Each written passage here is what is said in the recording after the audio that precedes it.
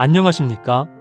오늘 이 자리에서는 상처를 되갚지 않고 누군가를 살리는 사람으로 변화되는 비결에 대해 함께 이야기 나누고자 합니다. 특히 창세기 44장에 기록된 유다의 이야기를 통해 그 지혜를 얻어보고자 합니다. 우리는 살아가면서 필연적으로 상처를 받게 됩니다. 상처를 받으면 억울함과 분노가 치밀어 오르며 그 상처를 똑같이 되갚아주고 싶다는 마음이 들곤 합니다. 이러한 마음은 결국 또 다른 상처를 낳게 되는 악순환으로 이어집니다. 우리는 내가 받은 상처는 오랫동안 기억하지만 정작 내가 다른 이에게 준 상처는 쉽게 잊어버리는 연약함을 가지고 있습니다. 이러한 인간의 본성을 우리는 어떻게 극복할 수 있을까요? 오늘 우리가 살펴볼 유다의 이야기에는 위기와 은잔이라는 중요한 사건이 등장합니다. 겉으로 드러난 사건의 표면을 보면 베냐민의 자루에서 발견된 은잔은 형제들을 절망에 빠뜨린 단순한 죄의 증거로 보였습니다. 하지만 이 사건에는 더 깊은 숨겨진 의미가 있었습니다. 이것은 단순한 복수가 아니라 형제들의 진정한 회개와 구속을 이끌어내기 위한 요셉의 시험대였습니다. 이는 상처가 온전히 드러나야만 진정한 회복이 시작될 수 있음을 상징하는 중요한 장면입니다. 은혜가 한 사람을 어떻게 변화시킬 수 있는지를 유다의 전과 후를 통해 명확히 볼 수 있습니다. 과거의 유다는 시기심으로 동생 요셉을 팔아넘겼고 아버지의 슬픔을 외면하며 책임을 피했습니다. 그의 입은 생명을 무너뜨리는 데 사용되었습니다. 그러나 은잔 사건 이후 현재의 유다는 완전히 달라졌습니다. 그는 동생 베냐민을 끝까지 지키려 했고 심지어 스스로 담보가 되어 모든 책임을 짊어지려 했습니다. 그의 입은 이제 생명을 살리는 언어를 구사하는 도구가 되었습니다. 이것이 바로 진정한 변화의 증거입니다. 유다는 생사가 걸린 자리에서도 핑계 없는 용기와 겸손을 보여주었습니다. 이는 결코 비굴함이 아니었습니다. 오히려 동생 베냐민과 가정을 살리기 위한 진정한 용기였습니다.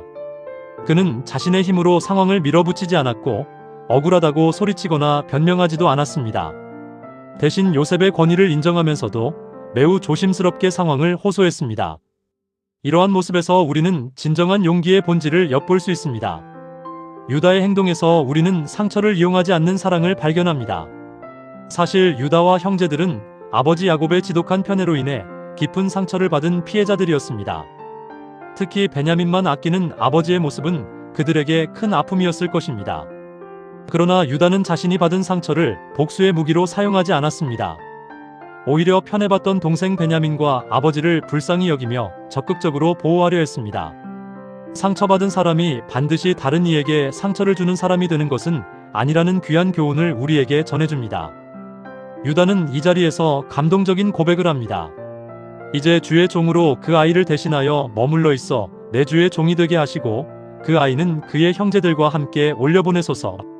이 고백은 진정한 변화가 단지 말에 그치는 것이 아니라 동생을 대신하여 모든 짐을 짊어지려는 선택, 즉 희생으로 증명된다는 것을 분명히 보여줍니다. 유다의 이 희생적 선택은 깊은 울림을 줍니다. 유다의 이야기는 놀랍게도 그림자와 실체라는 영적인 진리를 보여줍니다. 유다는 동생을 살리기 위해 자신이 대신 종이 되겠다고 고백하며 불완전한 인간이 보여줄 수 있는 최고의 희생을 감당했습니다. 그러나 이 유다의 모습은 장차 오실 예수 그리스도의 실체를 희미하게 비추는 거울과도 같습니다. 예수님께서는 죄인된 우리를 살리기 위해 친히 십자가를 지셨고 완벽한 대속과 구원을 이루어 주셨습니다. 유다의 고백은 예수님의 위대한 희생을 미리 보여주는 예언적 의미를 담고 있습니다. 우리를 상처를 되갚는 자에서 타인을 품어내는 자로 변화시키는 것은 바로 복음의 능력입니다. 십자가의 사랑은 우리가 사랑받을 만해서가 아니라 우리가 아직 죄인이었을 때 먼저 우리를 품어주신 사랑입니다. 복음은 우리의 상처를 없었던 일로 만들지는 않지만 그 상처가 더 이상 우리를 지배하지 못하도록 해줍니다. 과거의 아픔이 아닌 새로운 삶의 길로 우리를 이끌어주는 것이 바로 복음의 힘입니다. 그렇다면 상처 주는 사람으로 넘쳐나는 이 시대에 우리는 그들을 성경적으로 어떻게 대해야 할까요? 성경적인 사랑은 결코 무조건 참고 모든 것을 방치하는 것이 아닙니다. 진정한 사랑에는 반드시 지혜가 필요합니다. 이제 그 지혜로운 단계를 함께 살펴보겠습니다. 상처를 다루는 지혜로운 첫 번째 단계는 바로 분리하기입니다. 만약 우리에게 반복되는 폭력, 무시, 조롱이 있다면 먼저 물리적, 그리고 정서적으로 거리를 두어야 합니다. 이것은 상대를 미워하는 것이 아니라 자신을 보호하는 지혜로운 행동입니다. 상처받는 자리에 계속해서 머무르는 것은 진정한 사랑이 아니며 용서와 무조건적인 방치는 명백히 다르다는 것을 기억해야 합니다. 두 번째 단계는 분별하기입니다. 상대방과 거리를 둔 후에는 하나님 앞에서 내 마음의 동기를 깊이 비춰보아야 합니다. 상대가 내게 준 명백한 잘못, 즉 상처가 있고 그로 인해 내 안에 조용히 복수심과 분노가 쌓여 있을 수 있습니다. 이때 우리는 스스로에게 질문해야 합니다. 나는 지금 정의를 구하고 있는 것인가? 아니면 단순히 복수를 원하고 있는 것인가? 이 명확한 분별이 중요합니다.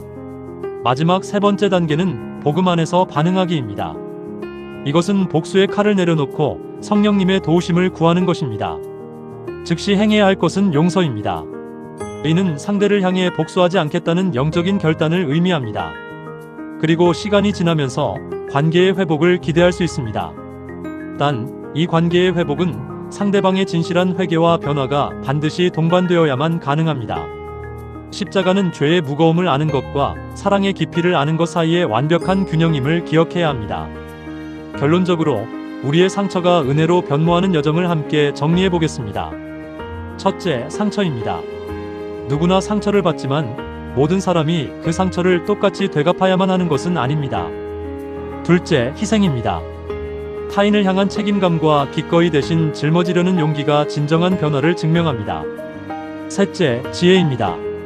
무조건 덮어놓고 참는 것이 아니라 앞에서 말씀드린 분리, 분별, 그리고 복음적인 반응을 통해 관계를 지혜롭게 다루어야 합니다. 나의 상처를 십자가의 빛에 비출 때 그 상처는 더 이상 복수의 이유가 아닌 사랑의 자리로 변화될 것입니다. 여러분은 지금 어떠한 마음을 가지고 계십니까? 나는 아직도 내가 받은 상처만 꽉 쥐고 있습니까? 아니면 예수님의 사랑 안에서 누군가를 품어내고 있습니까? 이 시간 간절히 기도합니다. 주님, 오늘 나의 상처를 복수의 이유가 아니라 사랑의 자리로 바꾸어 주시옵소서.